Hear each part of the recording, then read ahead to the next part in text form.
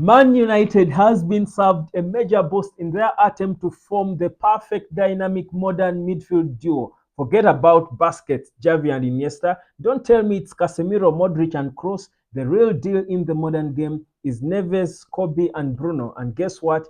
It could happen. Like, share and subscribe to the United Hotspot. My name is Webb. We are powered by Uplift Causes. And here is a late night update or an early morning one, depending on where you are. But let's get proper into this one. Listen, it has just come out of Portugal now that the young man from Benfica, that is Joao Neves, who is wanted by Man United and Arsenal in equal measure, including Man City, according to reports, has turned down a contract offer, a contract extension from Benfica. This is according to Record reporting this. They are saying that Benfica were trying to be smart. The president was trying to be greedy, trying to tie him down and perhaps increase his buyout clause so that they make as much money as they can from any club trying to sign this 19-year-old sensation who was part of the team as Portugal beat Finland by 3 goals to nil in the international friendlies there. They beat Ireland, rather, not Finland, by 3 goals to nothing. Yao Felix and Cristiano Ronaldo with the breast there. But according to what we get is that Benfica were trying to tie him down to a longer contract and perhaps increase his buyout house from 105 million pounds, that's 125 million euros, to something more than that. But guess what? This boy has been with it, and according to Record, these are reports coming through from Portugal. They do say he turned that down. What does that mean? Probably Bruno has influenced him quite enough. Bruno has been so close to him in every Portugal game at every opportunity. Bruno has been close to Joao Neves, like the captain should be. Perhaps a man on a mission. Recently, speaking in press conferences, saying, rather, to the media, saying that he thinks he's ready. That's why the big clubs are coming for him. He doesn't know about Man United whether they want him, but he thinks he's ready to play for the big clubs, and that's why he's being linked with them. And of course, for me, that was a sign that Bruno knows what's happening. And guess what? Maybe they had did indeed sent him to try and talk to the boy, tell him about the project, convince him that indeed he can come and be an important part of this project. And indeed, perhaps Bruno's charm has worked, and now what we get is that he has turned down the opportunity to extend his contract. Remember, Man United are said to have taken a verbal bid of about 51 million pounds for Neves, and the president of Benfica turned it down, laughed it off, and said, "You're kidding. We can only start listening if you're talking about 85 million pounds or more. They want 105 million pounds for him." In fact, he said, "You either meet the buyout clause or we stay with him." But United are saying it's not happening. We will come and try to negotiate. But it's good now that the kid is saying, "I'm not putting pen to paper on a contract extension." For me, that's a good step. Guess what, guys? If Man United gets Joao Neves, United's issues would be improved, I mean, hugely, because the things that I've been telling people, for me, I don't think, yes, we need a centre back, don't get it twisted. But for me, I think part of the reasons why we struggled a lot in terms of our backline with conceding goals was because we had the wrong holding midfielders. But also, the way Eric Ten Hag arranged his midfield at times was the issue. The issues in the backline with Onana himself when it was going bad for him stemmed from the midfield for me.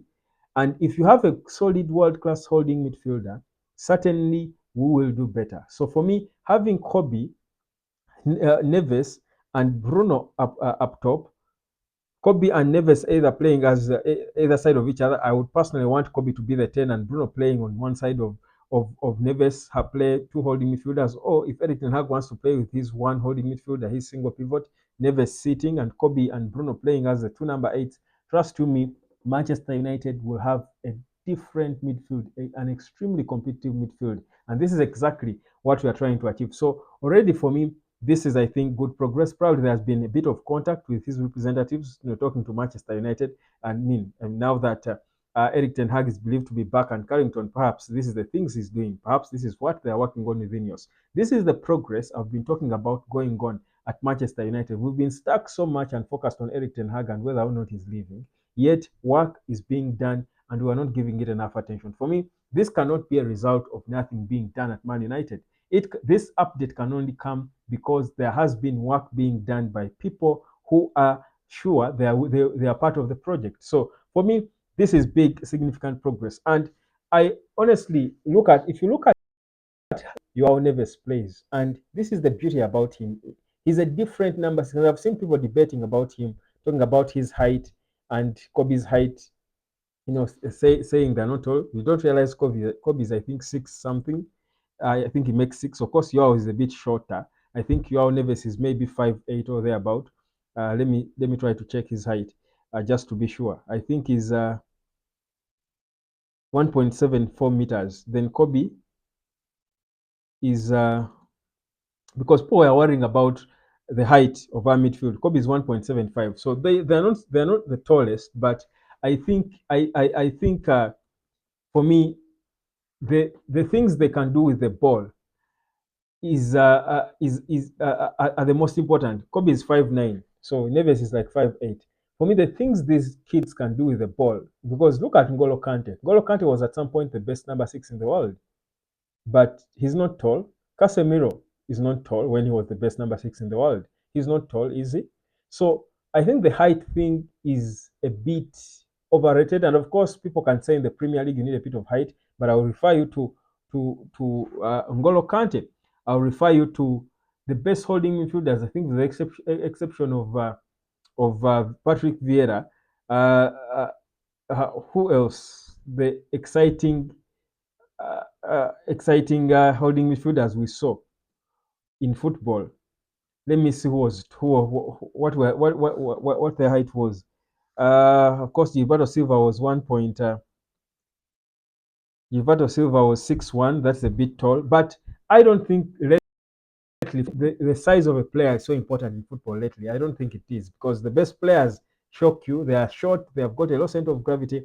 I think it's just about your understanding of the game, what you can do with the ball, your awareness. Lately, football is more in movements, how you move, your intelligence. The game is more in the head than in the body. Now, I look at Kobe and Neves, and I feel like these are two players who would complement each other, because Neves' silkness when he has the ball on his feet is close to Kobe's. Kobe's is a little smooth and classier. Neves is more fast and quicker. Kobe's is smooth. I don't know how I would put it. So you look at that blend and you're thinking these are players who are extremely smart from how they play. They are smart players who will complement each other, and put a Bruno in there and perfect. I think he'll be the perfect player to learn from for them to improve. I think he would just lift them up even more, make them better because of his vision. Their vision perhaps will go higher. His boldness to do things, his willingness to take risks. These are the things young players need to learn with experience. So for me, I think a midfield of Kobe, Neves, and Bruno would be unplayable in the English Premier League. I look at that and compare to Arsenal with their Declan Rice, the captain Odegaard, and whichever other Partey or whichever other player they put in that midfield. And I'm thinking, I actually think we would expose them. I actually think would be far better than them. Think about it. Think about the skills of those kids. So for me, bidding, even if we had to pay, if we can't raise the money, even if we have to buy about 70 or 75 million pounds for Joao Neves, I mean, we have a holding midfielder is supposed to be this day and age. And that's why the Benfica president is being a bit confident. I think he's confident because he knows the expense of holding midfielders. So, but for me, we've got to sign that one market player. I don't expect the market player at Man United to come for anything less than 70 million quid.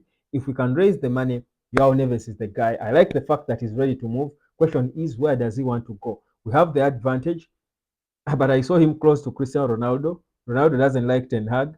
Ronaldo fell out with Man United. I hope it doesn't confuse him. Ronaldo is 19, he's 39, the boy is 19, more than double his age. He might be certainly a big influence on him, but the fact that our captain is there and maybe the next Portugal captain, clearly for me, he should be able to influence him. So for me, it's a big, impressive development there concerning Joao Neves. Let's wait. Of course, the Euros are just starting. This story is just unfolding. It's a developing story. We will be here, and I will keep following it up for you. Subscribe, like, and share. I will be back tomorrow.